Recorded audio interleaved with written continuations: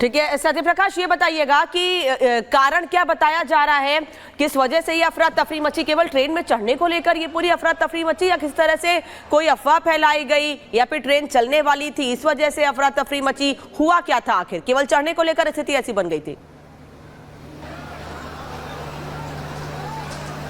देखिए अनामिका, जो प्राथमिक जानकारी मिली है, जो लोगों का कहना है कि चढ़ने को लेकर हुआ, क्योंकि लोग गांव जाना चाहते हैं, दिवाली है और दिवाली को देखते हुए क्योंकि बांद्रा से जो टर्मिनल से प्लेटफॉर्म नंबर 1 से बांद्रा से गोरखपुर ट्रेन एक्सप्रेस जाती है उसमें लोग सवार होकर जाना चाहते थे।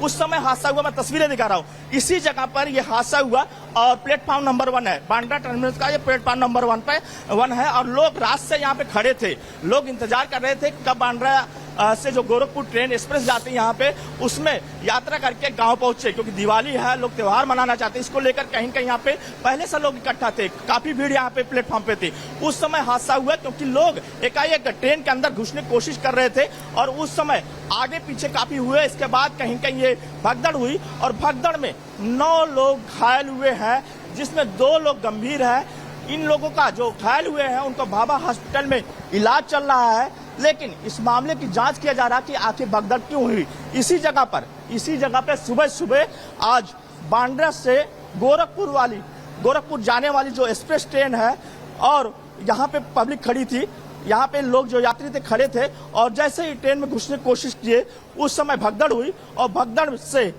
9 लोग घायल हुए हैं। देखिए चप्पलें पड़े हुए हैं, काफी चप्पल पड़े हुए हैं, क्योंकि 1-2 यात्री नहीं थे, यहाँ पे सैकड़ों की तादाद में यात्री थे और कहीं कहीं भीड़ को जो नियंत्रण करना था वो नियंत्रण नहीं हो पाया, जिसके बाद यह इतना बड़ा हादसा हुआ है। जी सत्य प्रकाश, इसके अलावा ये भी बताइएगा कि जो घायल है उनकी स्थिति फिलहाल क्या है?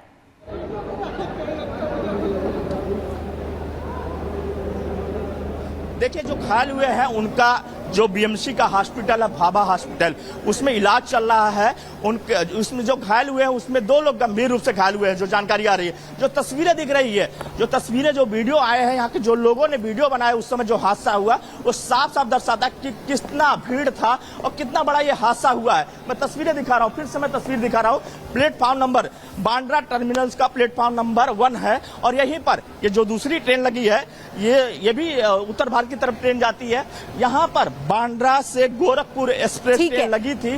आप नजर बना के रखिए सत्य प्रकाश, और ये तस्वीरें आपने दिखाई किस तरीके से यहाँ पर भगदड़ मची। स्टेशन पर भगदड़ के बाद यात्रियों के बीच यहाँ पर किस तरीके से अफरा तफरी का माहौल बना, 9 लोग इस दौरान घायल हुए और स्थिति किस तरीके से रही होगी इसका अंदाजा लगाया जा सकता है। बहुत शुक्रिया आपका तमाम जानकारी के लिए सत्य प्रकाश।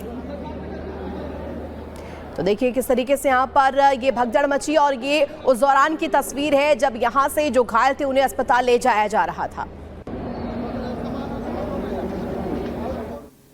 और आगे बढ़ेंगे, इधर वक्फ बोर्ड को लेकर देश में विवाद बढ़ता जा रहा है। देश के अलग अलग हिस्सों से आ रही खबरें वक्फ बोर्ड और उसके कामकाज को सवालों के घेरे में खड़ा कर रही हैं। वक्फ की जमीन के नाम पर हिंदुओं की जमीनें, मंदिरें, यहाँ तक कि पूरे गांवों पर भी अपना दावा ठोक रहा है।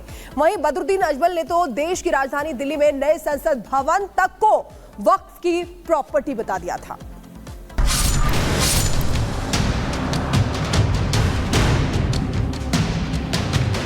ये 40 एकड़ जमीन को हड़पने का आरोप वक्फ के ऊपर लगा हुआ है।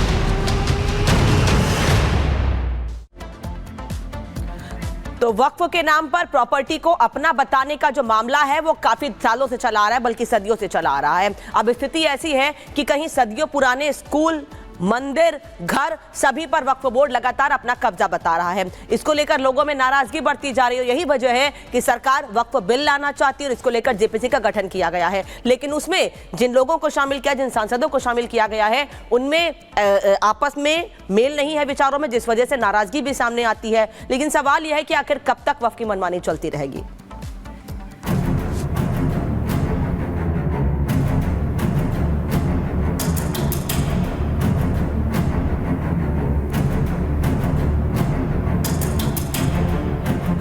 देश में वक्फ के नाम पर जबरन जमीनों पर कब्जे की घटनाएं देश में एक राष्ट्रीय समस्या का रूप ले चुकी है। वक्फ कानून के आधार पर उत्तर से लेकर दक्षिण तक लैंड जिहाद की घटनाएं सामने आ रही हैं। वक्फ बोर्ड के अफसर किस तरह से लैंड माफिया की तरह काम कर रहे हैं, हम आपको इसकी 3 तस्वीरें दिखा रहे हैं। पहली घटना जम्मू की है, जहां एक 70 साल से रह रहे लोगों को तत्कालीन जमीन खाली करने का आदेश दे दिया गया है। दूसरी घटना महाराष्ट्र की है, जहां अहमदनगर के कानिफनाथ मंदिर की 40 एकड़ जमीन पर वक्फ बोर्ड ने कब्जा कर लिया। तीसरी घटना कर्नाटक की है, जहां किसानों की 1500 एकड़ की जमीन पर वक्फ बोर्ड ने दावा ठोक दिया है। सबसे पहले इन रुआंसे चेहरों को देखिए। इन लोगों पर अपना घर छोड़कर सड़क पर आने का खतरा पैदा हो गया है। इन परिवार के घर पर वक्फ ने दावा ठोक दिया है। मामला जम्मू के वजारत रोड इलाके का है। जम्मू शहर के बीचों बीच दलपतिया मोहल्ले में एक परिवार जो कि 1947 से यहाँ पर रह रहा था, वक्फ की तरफ से अब उन्हें कहा जा रहा है कि इस जगह को खाली किया जाए। अब परिवार जो है, जो कि एक कमरे में रह रहा था, उन्हें इलाका खाली करने का, जगह खाली करने का आदेश जो है वक्फ की तरफ से सुनाया गया है। परिवार जो है वो अब चिंता में है, क्योंकि ये नहीं जानता कि आखिरकार अब इन्हें जाना कहाँ है। ये परिवार आजादी के बाद से ही एक जमीन पर आशियाना बनाकर रह रहे हैं, लेकिन अब वक्फ बोर्ड ने इस परिवार को घर खाली करने का फरमान सुना दिया है। आशियाना छीनने और बेघर होने के डर से इस परिवार की खुशियां छिन गई हैं। पीड़ितों का दावा है कि जमीन पर कब्जा करने की नीयत से वक्फ बोर्ड के कानूनों का इस्तेमाल किया जा रहा है।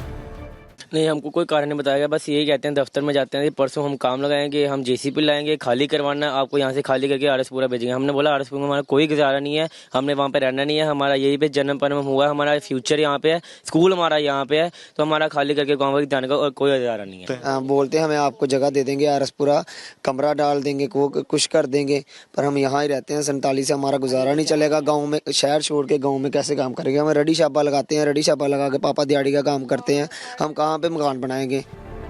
सबसे ज्यादा हैरान करने वाली घटना महाराष्ट्र से सामने आई है। यहाँ एक मंदिर की जमीन को वक्फ बोर्ड ने अपना बता दिया है। मामला अहमदनगर जिले का है, जहाँ प्राचीन मंदिर कानिफनाथ पर ही वक्फ ने दावा ठोक दिया और इस मंदिर को भी दरगाह बता दिया।